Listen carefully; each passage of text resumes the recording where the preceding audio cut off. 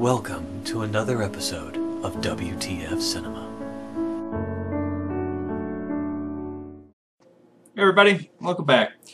Today's movie is a fan request.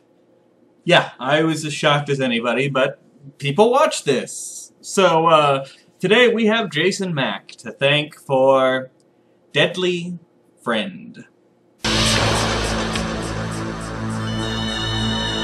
Our movie opens with a master criminal whose methodology involves breaking into parked vehicles to steal money from ladies' purses that they happen to have left in the vehicle.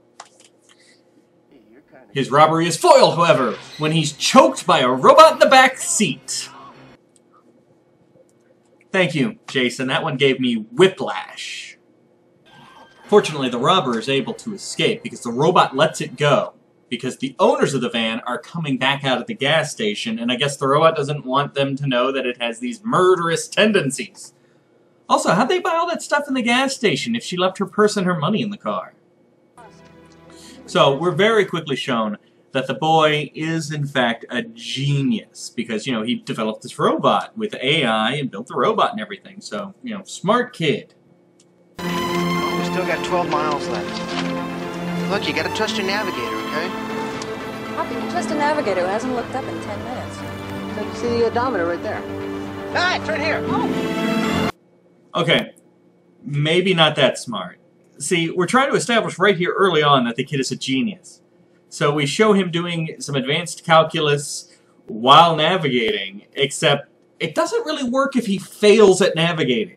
Because he says, you know, well, we got 12 miles, we'll be fine. I've been keeping an eye on the odometer, I know exactly where we... Turn here, turn here, turn here!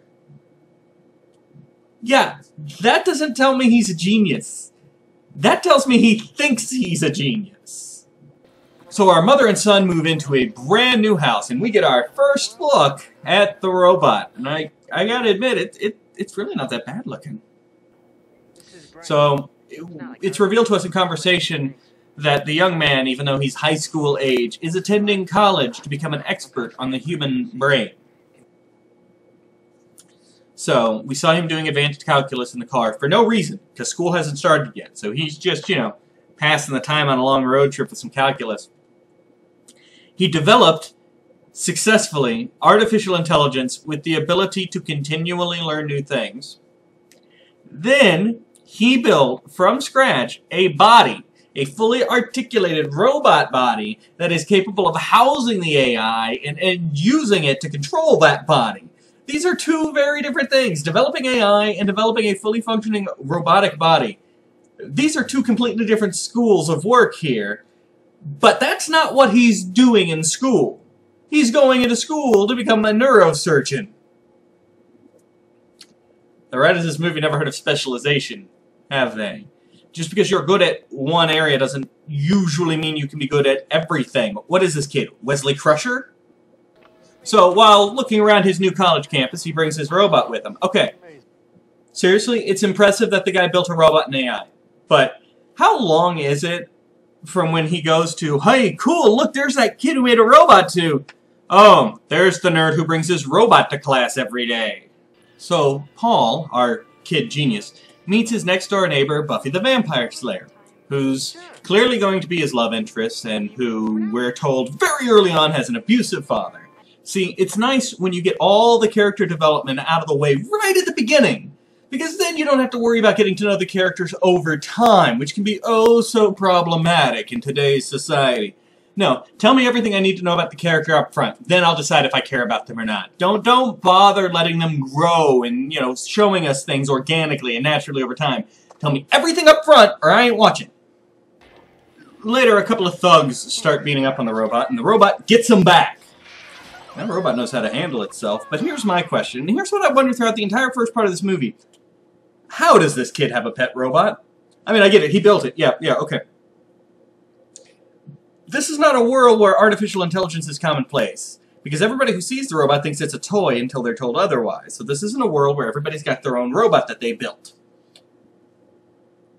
It's also not a secret that he's got this robot. He tells everybody. He takes it to college campuses, he shows it off to his friends.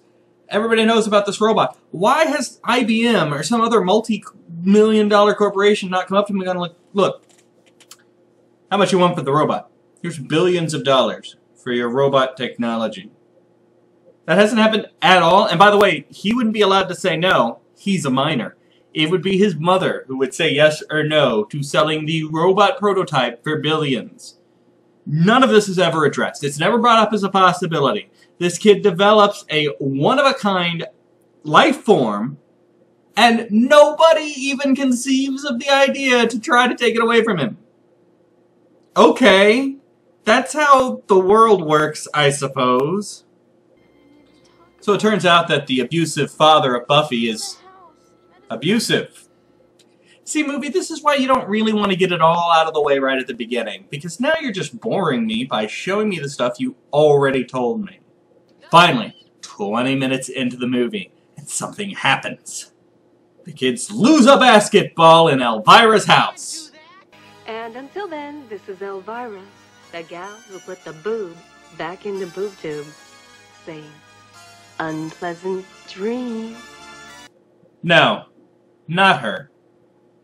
Oh, yes, I can. My property, my house. Yeah, it's practically the same character, isn't it? So Halloween night, the kids decide to get their basketball back from Elvira by having the robot hack the combination lock on the front fence. This is not the first time they mention having the robot hack the lock. Here's the thing. It hacks the lock by trying out all the possible combinations. And Paul tells us, as the robot's doing it, that there's over 64,000 of them. And you see, it's not going at superhuman speeds. It's going faster than human, sure, but not that much faster than human, because then you'd worry about, you know, breaking the lock and the mechanism and all that. So it's just sitting there trying all these various combinations. Why do you need a robot for that? A human could do it, and it would take almost as long. An ungodly amount of time. But no, we're very proud. The robot can do this. You know what else could do it? If you went to any hardware store in the world and bought bolt cutters for like 12 bucks. Or, since we talked about how strong the robot is, if maybe you just had it work as bolt cutters. I would have bought that. You told me the robot's strong. You show me it cutting a bolt. I'll be like, yes, that makes sense to me. But no. And the movie even points out how long it's going to take. This is going to take forever. There's so many combinations. Click, click, it opens. You're in a bad place when the movie you're watching is mocking itself for you.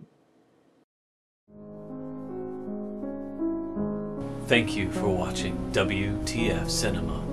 Until next time, what the f***, man?